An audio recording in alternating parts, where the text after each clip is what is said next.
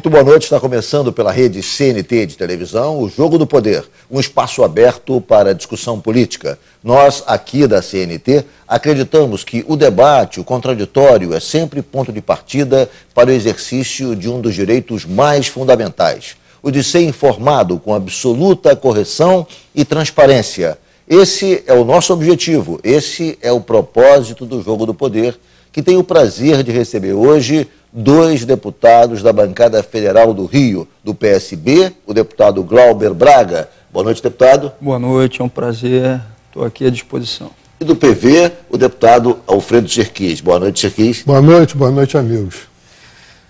Bom, nós estamos numa semana importante em Brasília, do julgamento do Mensalão. Eu queria saber de vocês que tipo de impacto político o Mensalão pode provocar no processo eleitoral que estamos vivendo. O Mensalão, quando aconteceu, não trouxe grandes danos ao PT na eleição de 2010, apesar de toda a efervescência daquele momento, quando eclodiu todo o escândalo do Mensalão, o PT, de certa maneira, saiu imune, tanto que teve o resultado que teve em 2010. Vocês acreditam que o julgamento do Mensalão pode trazer danos ao PT? Eu começo pelo deputado Alfredo Serquis. Sim, eu acho que trará danos ao PT naquelas cidades onde o voto de classe média é importante. Porque, de fato, o Mensalão desgasta o PT basicamente nas áreas de classe média. Nas áreas mais populares, ele não desgastou tanto quando surgiu, quando eclodiu o escândalo. O julgamento, você acha que vai ser mais danoso do que o próprio escândalo? Não, porque eu acho que na classe média houve essa perda. O problema é que o PT conseguiu compensar a perda que teve na classe média com o ganho que teve naquelas classes mais populares que antigamente votavam nas oligarquias políticas tradicionais. Esse pleito ele é dividido, são 5 mil e tantos municípios, cada município é uma situação. Eu acho que em metrópoles, grandes cidades, até cidades de médio porte, onde existe um peso importante no voto de classe média, onde esse voto pode ser decisivo, para que ganhe um candidato do PT ou um outro da oposição, eu acredito que possa ter consequências, sim. De maneira geral, Serquis, você acredita que o PT sairá desse processo eleitoral menor do que antes por conta da ocorrência do julgamento de maneira concomitante? Olha, eu acho que ele vai ser prejudicado. Não sei se muito, demasiado, mais ou menos ou pouco, mas bom não será. Deputado Glauber Braga, qual é a sua avaliação desse processo do ponto de vista político? O senhor acredita também que o PT será o maior prejudicado com o julgamento do Mensalão?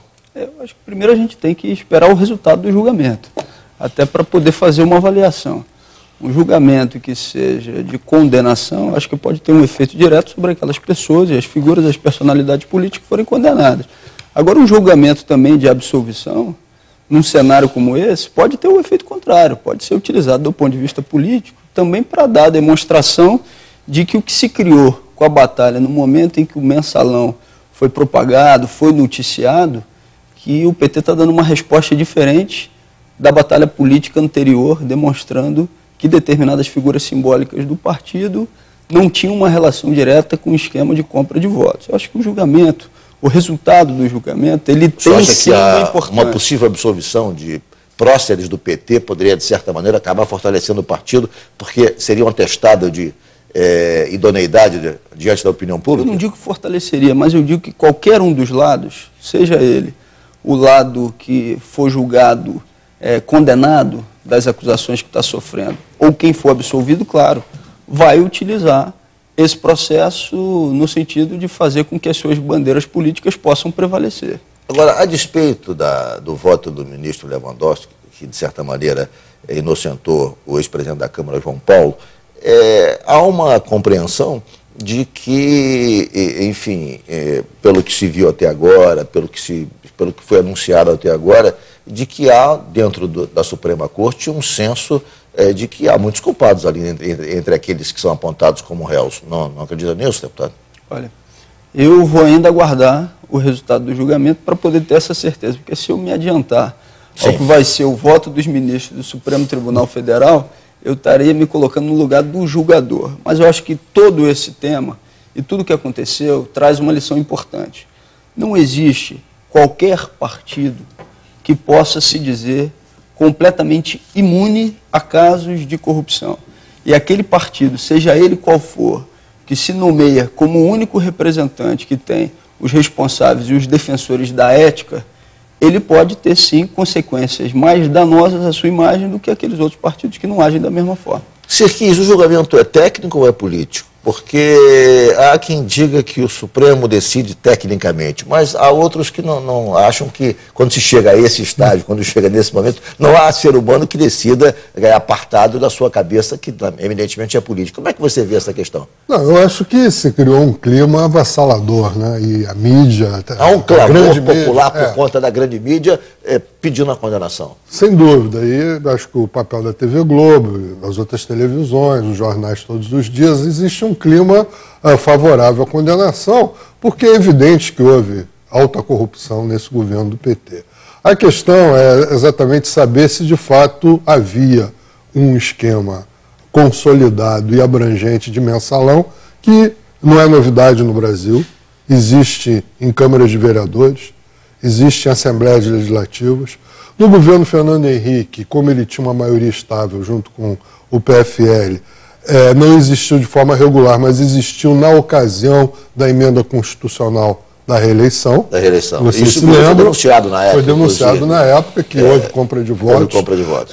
Então, ou seja, essa prática, são... infelizmente, é adotada em várias, quer dizer, casas legislativas para a obtenção de maioria. Infelizmente, isso ocorre. Infelizmente, isso é da natureza da cultura política e do sistema eleitoral brasileiro.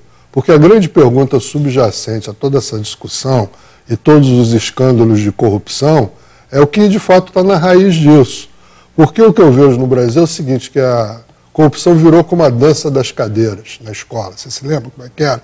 Tinha aqueles meninos, aquelas tirando meninas, a cadeira. faltava uma cadeira, a música parava, ficava alguém com o traseiro para cima, né, e virava o Judas da vez, era malhado. E aqui, no caso, a mídia toda cai de pau em cima. Então, e aí, daqui a pouco, a música continua e o jogo continua. Eu acho que o sistema do voto proporcional personalizado, o financiamento das campanhas eleitorais da forma com que ele é feito hoje, com campanhas cada vez mais caras, essa ideia de que o político não é um representante de ideias e de aspirações, mas ele é um sujeito fazendo uma carreira profissional onde ele vai galgando os degraus de uma escada. Toda essa cultura, ela favorece então, o voto em lista e o financiamento público, é isso?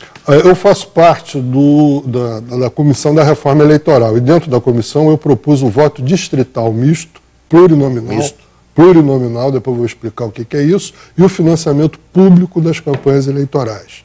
Não tem a menor chance de ser aprovado. Deputado Glauber, o que acha da proposta? Olha, primeiro eu queria dizer que num ponto em específico eu tenho uma diferença de avaliação do deputado Sirkis. Qual seria?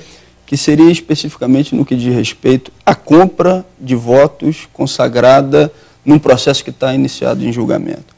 Acho que tem que ser feita uma avaliação muito substancial para que essa certeza possa ser colocada como um fato. Esse é o primeiro ponto. Segundo ponto, eu acho que não existe dúvida de que no sistema político brasileiro e a forma como as campanhas são financiadas, se abre sim uma possibilidade concreta de que você tenha casos de corrupção voltado ao apoio político dos mais diversos partidos. Isso tem que ser avaliado. E o financiamento público de campanha, eu acredito sim que é uma matéria essa que possa ser aprovada, inclusive no plenário da Câmara dos Deputados. Há quem condene o financiamento público alegando o seguinte: quem garante que, entenda o financiamento público, deixará de haver Caixa 2? Não, ninguém garante, mas o espaço para isso diminui cada vez mais. É a tal história, quer dizer, não existe país à prova de delito, mas eu acho que você vai criando um outro tipo de ambiente político. Quando eu digo, nessa nossa proposta, né, por acaso eu fui contra o sistema eleitoral que teoricamente me favoreceria mais, que é o proposto pelo PMDB, que é aquele do Distritão. Distritão, né? Isso. E defendi um sistema eleitoral que, na minha atual situação perante o partido, provavelmente me favoreceria menos. Mas eu acredito que o voto por lista, por um lado, é importante, fortalecer os partidos, e, por outro lado, acho que a disputa deveria ser mais regionalizada.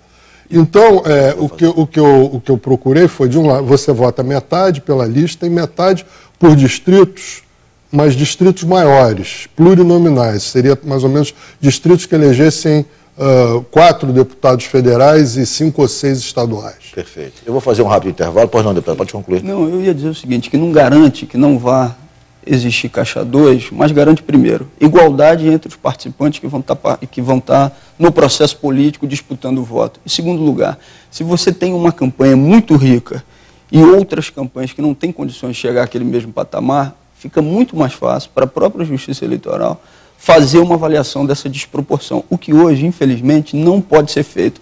Em terceiro ponto, faz com que não haja uma dependência tão grande do poder econômico influenciando em quem vai estar sentado na cadeira, tanto na Câmara dos Deputados quanto em todos os outros cargos que vão ser disputados. Perfeito. O jogo do poder volta em 1 minuto.